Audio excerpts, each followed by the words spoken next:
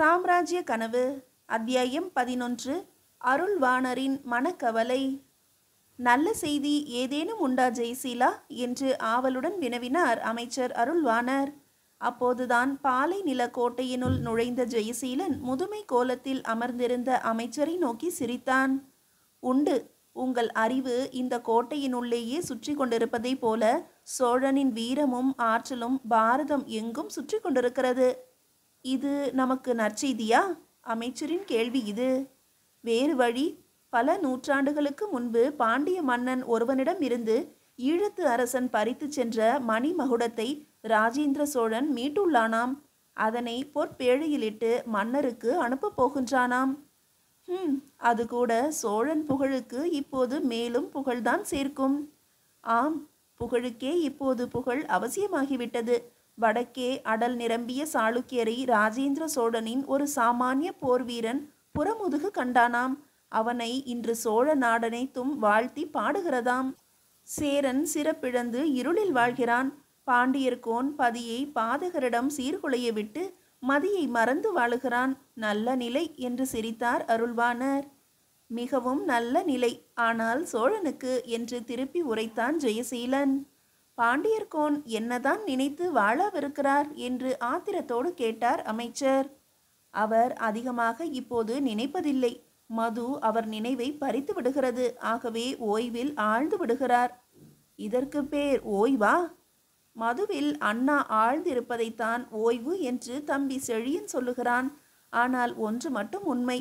மன்னர் அவர் கண்ட பயங்கர கனவிற்கு பிறகு மங்கையரை நாடுவதே கிடையாது. ஆனால் செழியனோ போர்க்களத்தை விட பொல்லாத வேல்விழியார் களத்தில் நான் நிற்கிறேன் என்று கூறுவது போல சீனத்து, சிங்களத்து, யவனத்து, ஆரிய நாட்டு பெண்களை கொண்ட மாளிகை ஒன்றை ஏற்படுத்தியுள்ளான். கொள்ளை போகிறது குடிமக்களின் பணம். ச்ச, மனசாட்சியற்ற பாவி என்றார் அமைச்சர். மனசாட்சியா?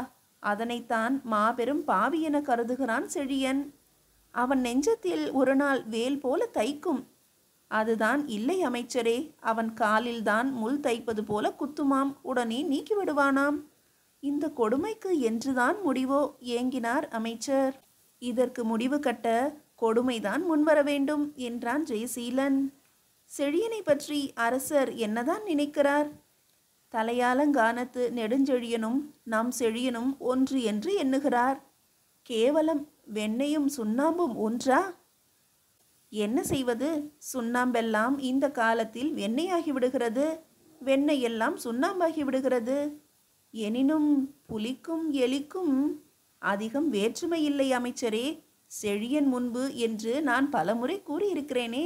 செழியனின் ஆட்சியில் தண்டலை மயில்களாட, தாமரை விளக்கம் தாங்க, வண்டுகள் இனிது பாட, வீற்றிருந்த மருதம் இருண்ட பாலையாகி வருகிறது. குறிஞ்சி நிலத்து பொருணர் கொதிப்படைந்துள்ளனர். முல்லை நிலத்தவர்களின் இதழ்கள் பல்லொதுக்குகின்றனர் என்றான் ஜெயசீலன். மதுரையில் கோவில் கொண்டிருக்கும் சொக்கநாதர் தான் காப்பாற்ற வேண்டும் என்று பெருமூச்சு விட்டார் அமைச்சர். சொக்கநாதரையே நாம் தான் காப்பாற்ற வேண்டும். இல்லையெனில் செழியன் அவரை வைகையில் விட்டு விடுவான். ஜெயசீலா, பாண்டிய நாடு மீண்டும் தலை தூக்கவே தூக்காதா? பாண்டிய நாடு தலை தூக்க வேண்டுமானால் செழியன் தன் தலையை கீழே போட வேண்டும் அமைச்சரே. இது நடக்கக்கூடியதா? வராது இனி பாண்டியரின் பொற்காலம். இல்லை, வருகிறாள் மன்னனின் மகள். அரசர் செய்த ஒரே நல்ல காரியம். அழகு தெய்வம் அடிபணியும் வண்ணம் ஒரு அழகும் அறிவும் நிறைந்த மகளை பெற்றெடுத்ததுதான். பூவாத பூங்கமலம் அவள். அந்த பொன்மதி நிறைமதி. பாண்டிய நாட்டின் எதிர்கால வீர காவியம் அவள். அரசர் அவரின் கடந்த கால திருவிளையாடல்கள் வினைவழி நின்று தம் குமாரிக்கு தீங்கிழைக்குமோ என்று வேதனைப்படுகிறார். எனக்கும் அந்த வேதனை தோன்றுகிறது ஜெயசீலா. சரிதான். இளவரசியை குறித்து கவலைப்படும் நபர்களின் எண்ணம் உங்களுடன் மூன்றாயிற்று. மற்றொருவர் யார்? யமன்.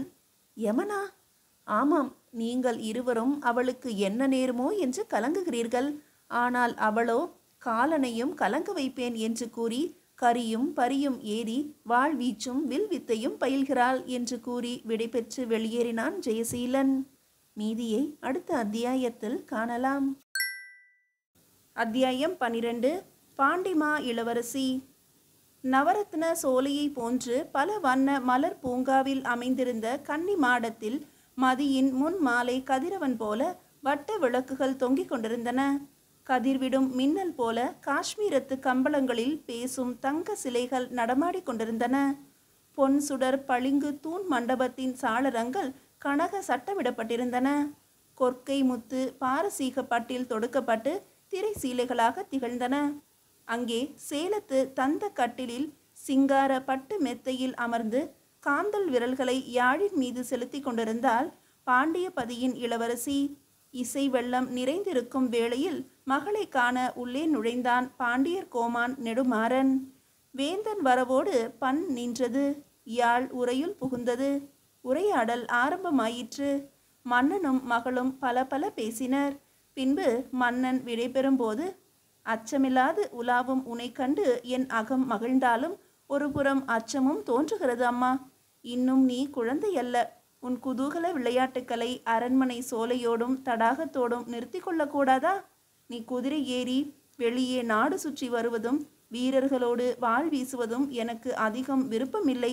மேலும் இன்று நம் நாடுள்ள நிலையில் நீ வெளியே செல்வது விரும்பத்தக்கதும் அல்ல கண்ணே. அப்பா, அன்பினால் தாங்கள் உரைப்பது நன்று. எனினும் மக்களுக்கு அஞ்சி மன்னன் வாழ முடியுமா? அவர்கள் அன்பு நமக்கு இல்லை என்றால் அழிந்து விடுவதே நல்லதல்லவா? மக்கள் அன்பு என்றும் நமக்கு உண்டு. ஆனாலும் தீதிழைக்க கொடியவன் ஒருவன் போதாதா? நீயோ பெண். திடீரென்று ஆபத்து எதிர்பாராது வந்தால் தற்காத்து கொள்வது சிரமம் அல்லவா? ஆகவே கோட்டைக்கு வெளியே நீ இனி செல்ல வேண்டாம் கண்ணே. அப்பா, ஆபத்து எத்திக்கிலிருந்து வந்தாலும் என்னால் தற்காத்து கொள்ள முடியும்.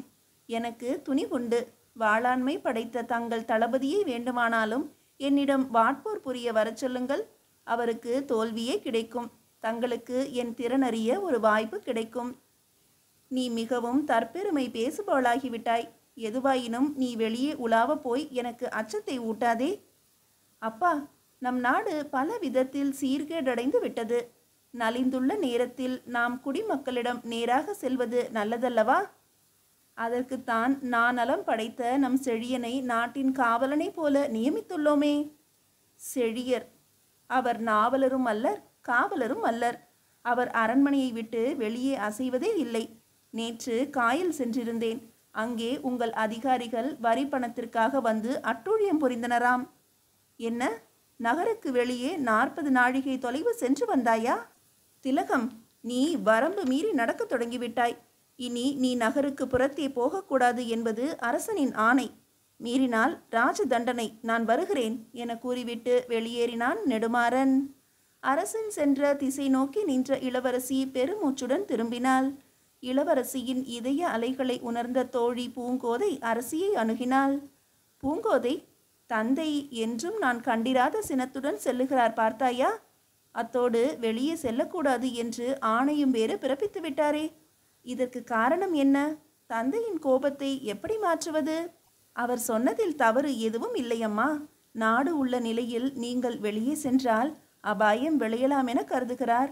உங்களிடம் கொஞ்சலாக சொன்னால் கேட்பீர்களா? அதுதான் கண்டிப்பாக சொல்லிவிட்டு செல்கிறார். மேலும் மற்றொரு மகிழ்ச்சிகரமான செய்தியை கேள்விப்பட்டேன். அதுவும் ஒரு காரணமாக இருக்கலாம். என்ன பூங்கோதை? தங்களுக்கு திருமணத்திற்கு ஏற்பாடு நடைபெற்று வருகிறது. திருமணமா? எனக்கா? ஏன், என் கருத்தினை அறியாமலா? போடி பைத்தியக்காரி, கனவு ஏதேனும் கண்டாயோ? ஆரம்ப படலம்தானே. கருத்து அறிந்த பிறகுதான் கடிமன நிகழ்ச்சி நடைபெறும். அஃதிருக்கட்டும் பூங்கோதை, உன்னிடம் இதை யார் தெரிவித்தது? ஏன் இவ்வளவு ஆத்திரப்படுகிறீர்கள்?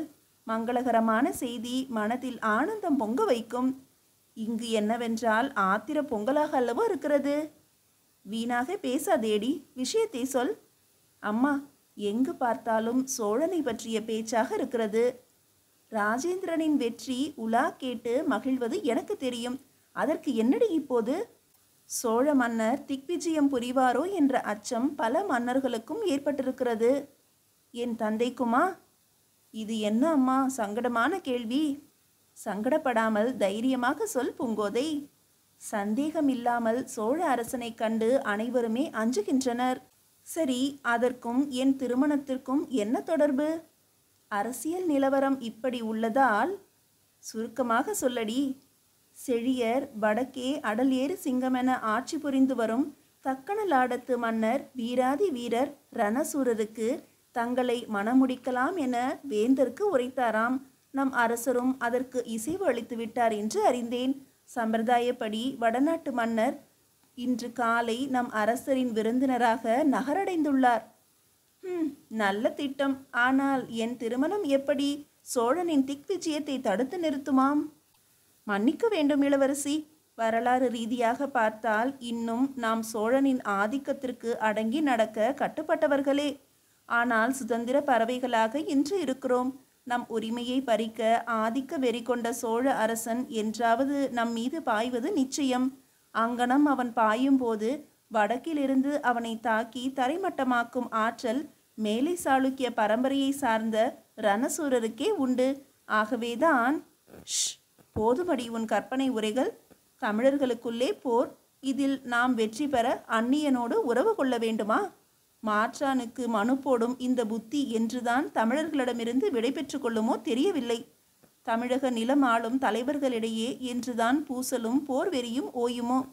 அதுவரை இம்மன்னகம் ஓங்க போவதில்லையடி பூங்கோதை. பைந்தமிழும் செந்தமிழும் வழங்கும் வேங்கட முதல் குமரி இடைப்பட்ட நிலப்பரப்பு ஒரே மாநிலமாக இணையும் நன்னால் என்னாலோ? தமிழர் ஒன்றுபட்டு தம் தோள் தட்டி ஒற்றுமையுடன் நின்றால் தமிழகத்தை, தமிழர் சாம்ராஜ்யத்தை அறிவிலும் ஆற்றலிலும் வெல்லும் சக்தி தரணியில் எதுவும் இருக்காது என்பது உறுதி என்று பெருமூச்சு விட்டாள் இளவரசி. கற்பனைகளையும் கனவுகளையும் எண்ணி பெருமூச்சு விடும் பருவம் தானம்மா இது. ஆனால் கனவும் கற்பனையும் இப்படி இருக்கக்கூடாது என்று குறும்பாக கூறி சிரித்தாள் பூங்கோதை. அசட்டு பேச்சு எதுவும் வேண்டாம் பூங்கோதை. நாளை நாம் காயல்பட்டினம் போவது எப்படி? அந்த ஆலோசனையை கைவிட்டு விட வேண்டியதுதான். நடவாததை சொல்கிறாய் நீ. நடக்கக்கூடாது என்றுதானே மன்னர் ஆணையிட்டு சென்றிருக்கிறார். அவர் வெளியே செல்லக்கூடாது என்று ஆணையிட்டிருக்கும் போது நகரை விட்டு நாம் செல்வது நல்லதல்ல அம்மா. நல்லதல்லதான். ஆனால் கடற்கரையில் காயும் மீனினை கொத்த வரும் காகத்தினை துரத்த கனக குழை வீசி வாழ்ந்த பெண்ணின் இன்றைய நாள் கண்ணீர் துடைக்க வருவதாக சொல்லி வாழாவிருப்பது மட்டும் நல்லதா? அவளை இங்கே வரவழைத்து விடுவோம் அம்மா. வேண்டாம். அவள் நம்மை யாரென அறியக்கூடாது. மேலும் வழியில் மற்றும் பலரை வறுமையிலிருந்து விடுவிப்பதாக வாக்குறுதி அளித்து வந்துள்ளோம். நாளை மாலை சென்று உடனேயே திரும்பிவிடலாம். இடையில் யாரேனும் நம்மை காண வந்தால் இளவரசி பேட்டி மறுத்துவிட்டாள் என்று பகருமாறு சொல்லிவிடலாம். ஒரு வாக்குறுதியை நிறைவேற்ற எத்தனை பொய்களம்மா. சரி, நாளை மாலை நாம் செல்லுவோம் என்று முடிவுரைத்தாள் இளவரசி. எங்கே? தமிழகத்தை ஒன்றாக்கி சாம்ராஜ்யம் அமைக்கவா என்று கேட்டு சிரித்தாள் பூங்கோதை. மீதியை அடுத்த அத்தியாயத்தில் காணலாம்.